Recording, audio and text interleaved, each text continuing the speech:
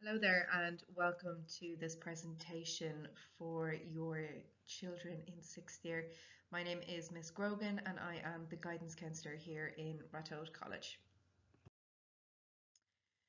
First of all, to introduce the presentation, I want to speak about what your child's options are after the Leaving Cert. Typically we would speak about college, we might talk about PLC options. We've also got apprenticeships, studying abroad or in the UK, the option of full-time employment, and some of our students would take a year out to discover some of their passions. Maybe they're thinking about college choices, maybe they are thinking a little bit about jobs that they might like to do, and maybe they want to take a little bit of time to figure it all out for themselves. So these are the areas that I'll be speaking about in this presentation. First of all, I'd like to draw your attention to the National Framework of Qualifications. So you can see here that this is a 10-level framework. And at the moment, for your children who are doing their Leaving Cert this coming June, your child will leave Ratoath College with a level 5 certificate. So if I can draw your attention to the level 5 there on the framework, you will see there that the Leaving Certificate spans across level 4 and level 5. LCA, Leaving Cert Applied, would be level 4, and the traditional Leaving Cert would be a level 5. So for your children who are considering a PLC course, maybe a year in Dunboyne, they would leave with a level 5 certificate, so it is the equivalent to the Leaving Cert. And our students would look at options across level 5, 6, 7 and 8. You can see here that this is the breakdown of the points. So for your children who are looking at going to college or to university, the points here are very, very important. So if your child is doing higher level maths, the maximum amount of points that they can achieve is 625. And if they're doing ordinary level maths, it's 600.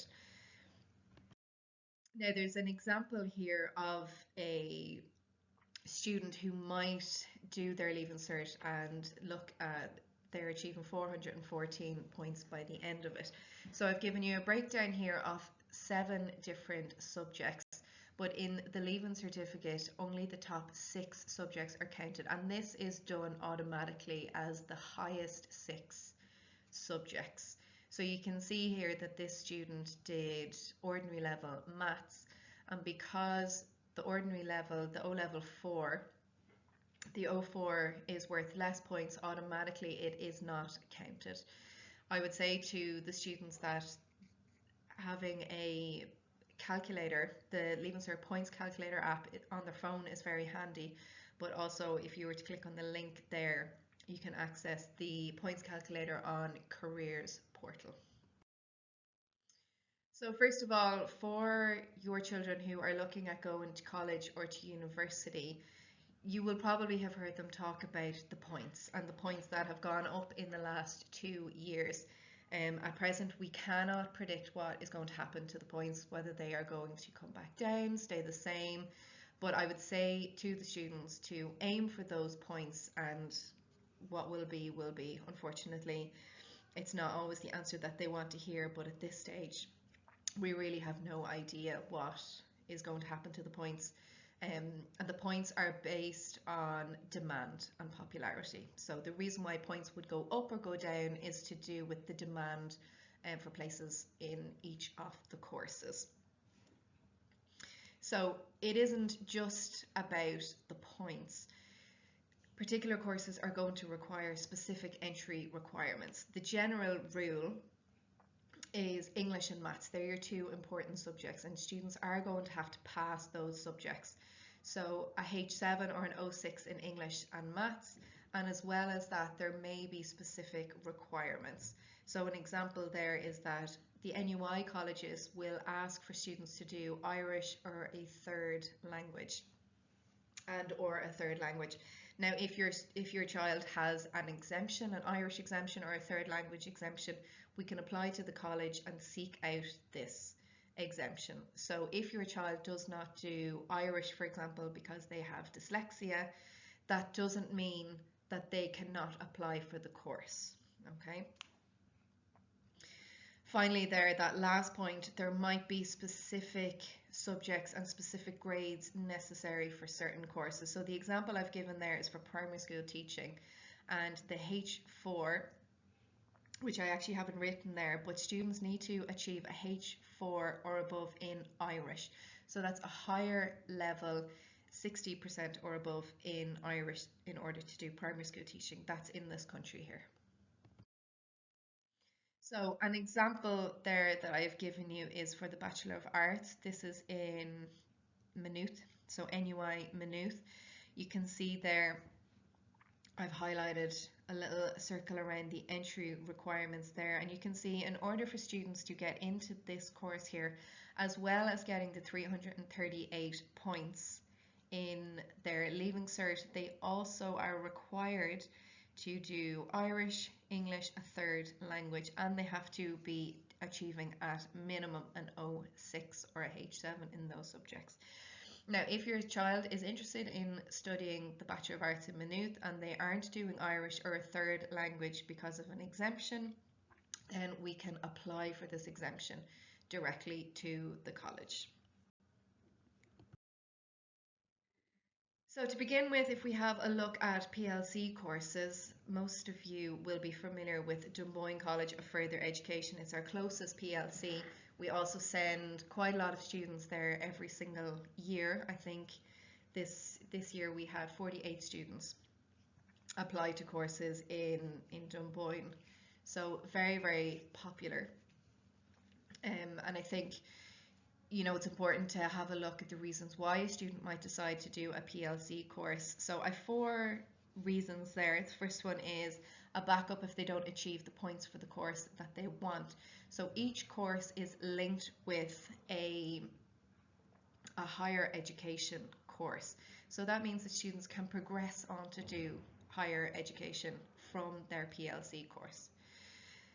A PLC course might give students a taste of a course. So for example, your child might have no idea what they want to do, or maybe they might have a bit of an interest in something, for example, nursing. And by doing a pre-university nursing course, they can get a little bit of a taste of what's involved in the course and decide whether it's for them or not.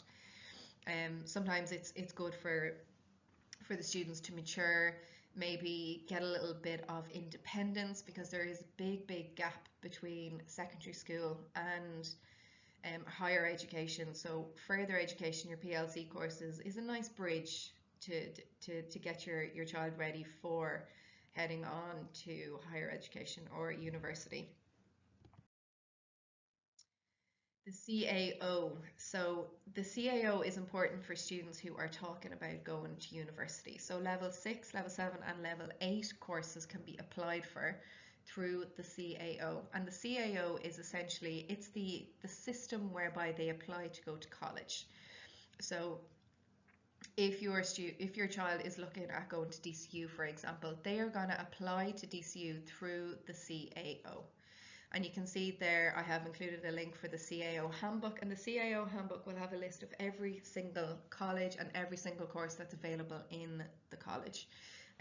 So it might be good to have a little look through the handbook with your child, maybe discuss different types of courses, different colleges where each course is available. The second point that I'll highlight there is the demo application, and the demo application is a good way of practicing filling out the CAO form. So if we have a look at the dates there, you can see that the CAO has been open since the 5th of November.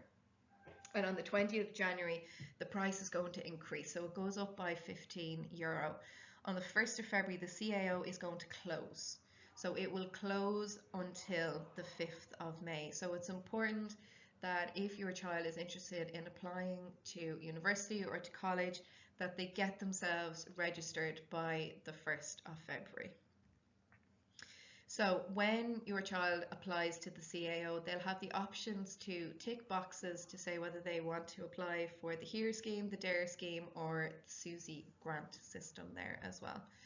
An important point to note there is that if your child is looking at a restricted course, so a restricted course is the likes of medicine, which requires the HPAT, maybe a course in art or architecture that requires a portfolio. Maybe you might be looking at drama or music where an audition or an interview is required. They are counted as restricted courses and they must be on the CAO by the 1st of February. If a student decides on the 2nd of February that they want to apply to medicine, they have missed out. The DARE scheme, the Disability Access Route to Education, is important for students who have some sort of a disability which has had a negative impact on their second level education. So with the DARE scheme, it is important that the student has some form of a diagnosis. And some of the diagnoses must have been in the last 3 years. On the next couple of slides, I have a breakdown of the different categories. And with the DARE scheme, sometimes students who are successful on the DARE scheme will get into courses with reduced points. And I think it's important to note that this is not always guaranteed, and every single course will have a specific number of places set aside for students who apply to the DARE scheme. When completing the DARE application, there are 3 sections: Part A, Part B, and Part C. Part A is on the CAO application itself. Part B will be completed by myself, and Part C is basically the proof of diagnosis. The link there, Access College, is absolutely excellent. It has the DARE handbook and it has a breakdown of everything that you need to know with the application. The next 2 slides contain pictures which are pulled directly from the DARE handbook. And if you have a look, you can see that there are a number of different types of disabilities.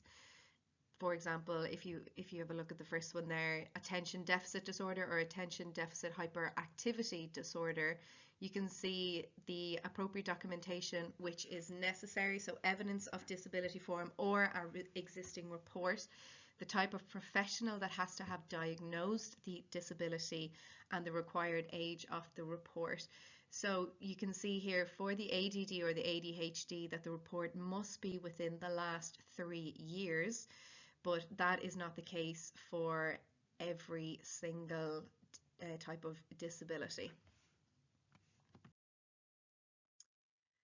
And once again, here you can see that there are a few more different types of disability, the documentation, the type of professional that must have diagnosed the disability, and the required age of the report. So if any parents have children who may be eligible to apply for DARE, it is important that the documentation is here within the school. If we don't have it, it must be sent into the school. And we're going to need that documentation in order to make a DARE application. Here are some very good links. They all come from the Access College website, which I spoke about previously, the handbook, section B form, and the section C form. But please note that section B, that form will be completed by myself here in the school, so there's absolutely no need for you to start doing that at home. The application timeline is important, so we know that the CAO application has already opened. By the 1st of March, the student has to have ticked on the CAO that they would like to apply for DARE, and the 15th of March is the timeline. That is when the application must be completed. At this time here, I will send the documentation home and you guys will put it in the post on behalf of your child. So an important date to point out there is in late June you will find out the outcome of your DARE application. Now that will be subject to the points and the minimum entry requirements as well. Next up we have the HERE scheme, the Higher Education Access Route.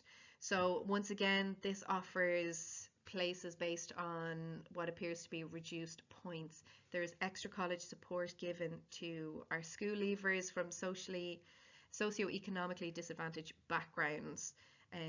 Access College has the handbook, the HERE handbook, which will outline everything that you need to know regarding HERE. You can see here there is the handbook.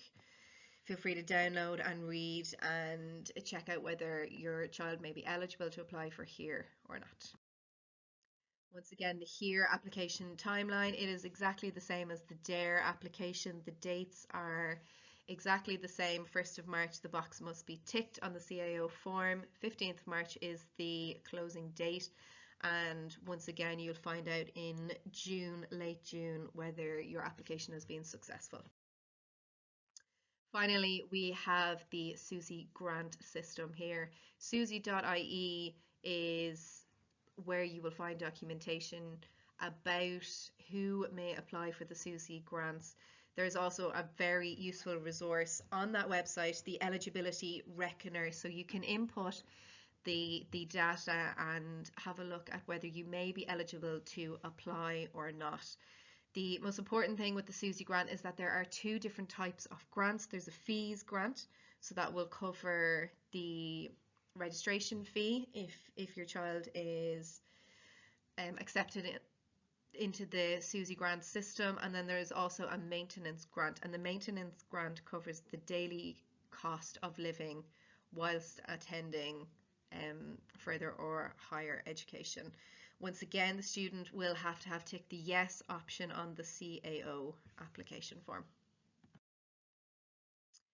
Another option for our students are apprenticeships. Most of you will be familiar with I suppose the more traditional apprenticeships, the tradesmen, if you wish. But nowadays there are so many different types of apprenticeships out there. You know, some examples are property development apprenticeships, there are financial apprenticeships. So, you know, with the apprenticeship, there is a combination of both study and on the job training. So securing an apprenticeship is probably the most difficult part. Traditionally, students would seek out an employer, and in most cases I have seen that students would know people. So it might be an uncle or a family friend or somebody who is willing to employ your child, and once that is done, the employer is going to do the paperwork. But nowadays there is a new scheme which will come into place next year, whereby students can apply to the CAO for an apprenticeship. So, you know, it's an extra option for our students to seek out employment. Some of our students choose to study abroad or to study in the UK. If your child is interested in studying abroad, studying in Europe, particularly the website listed there, UniCAS, will give a list of courses. It will give a list of colleges that offer the courses. Fees vary from college to college and from country to country, so it's important to do your research. And secondly, students who are looking to apply to the UK, they will apply through the UCAS system. And at the moment we have a couple of students who are applying through UCAS, currently, you know, getting their reference organised, getting their personal statement organised. And again, the fees do depend on the college and the part of the UK that your child is looking at. So finally, just to finish up here, the current provisions and resources for students. So what are your children getting in the school? So there is a weekly guidance class. There is a college talk every second week, and you can see there from the table the list of colleges that I've organised to speak to our students. Obviously, everything is virtual. Open days really aren't happening this year in person. Most of them are virtual and online. So in order to give our students an extra opportunity to find out more about the colleges, I have organised for the colleges to give a talk every second week. You can see there that I've also got CISC Engineering, I've also got Dunboyne, the PLC college, and 22nd of September. So the very first talk that students got, UU, is the University of Ulster, which would be applied through the UCAS system. So outside of Ms. Flynn's office, there is a bookshelf with individual college prospectuses. We had a careers fair on Friday the 26th of November, which was very successful. Your children can organise careers meetings with myself. There are UCAS meetings for those students applying through UCAS, Dare and Hear meetings, and there is an Instagram where I would share important information. It's RC guidance. Below then there are some websites which are very, very useful. Qualifax in particular, I find the best. There is a list of every single college course in the whole country on Qualifax. So, you know, it might be important to have those conversations at home with your children, asking them what would they like to do, maybe helping them out with their research. And I think it's important as well that, you know, if your children are interested in particular colleges or jobs, etc., I do encourage them to follow the colleges on social media. You know, the information that is shared there is absolutely invaluable. And if you have any questions at all, please do not hesitate to reach out, whether you would like to give me a call or you would like to contact me via email. Any questions at all. To conclude this presentation, you will see that there is a 6th-year meeting request form on the final slide. This is the form that must be completed by any of our 6th-year students before I meet with them. I suppose this is more of a time-saving exercise given the number of students in the year group and the amount of time actually available to them. So this must be completed before they come to see me. They can find this in Miss Flynn's office, and it is also available on their 6th-year team. Thank you very much for your interest, and thank you for watching this presentation. And once again, please do not hesitate to reach out have you any questions. Thanks very much.